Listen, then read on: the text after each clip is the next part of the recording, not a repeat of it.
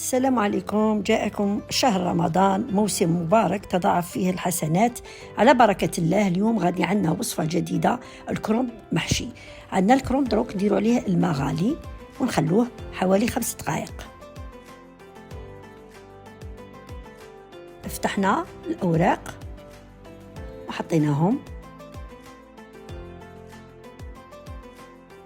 للحشو. عندنا لحم مفروم، عندنا بصل مفروم، عندنا قليل من الروز مغلي.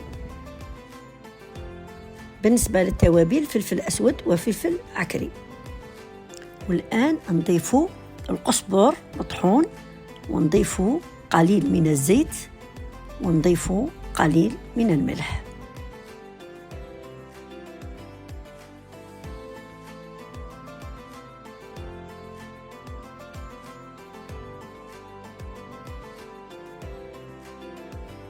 الآن ندو صحن يكون غامق شوية، نحطوا الورقة الأولى تاع الكرنب، نحطوا الحشو تاعنا في الوسط، ثم نزيدوا الورقة الثانية تاع الكرنب تاعنا، نقصوها في الوسط، نحطوها كما راكم تشاهدوا في العملية.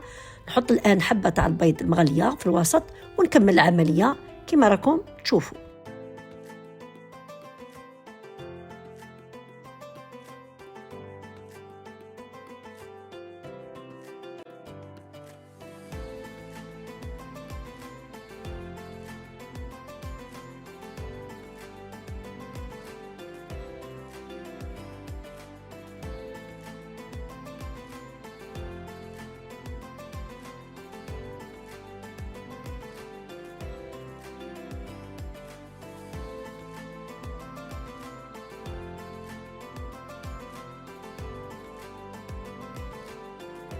نقلب الصحن تاعي في الورق الألمنيوم ونحكمه بطريقة محكمة، ثم نديره في الكسكاس ونخليه يفور.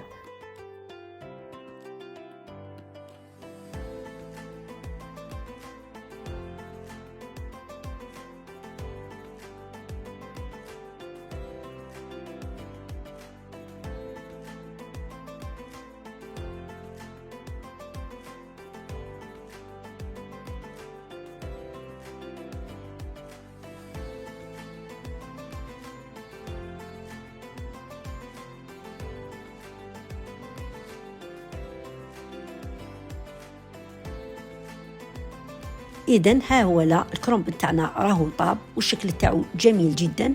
نتمنى تجربوه، تقدموه مع مرق أو رز، وحتى نتلاقاو في وصفة أخرى. وصحة رمضانكم وشهية طيبة.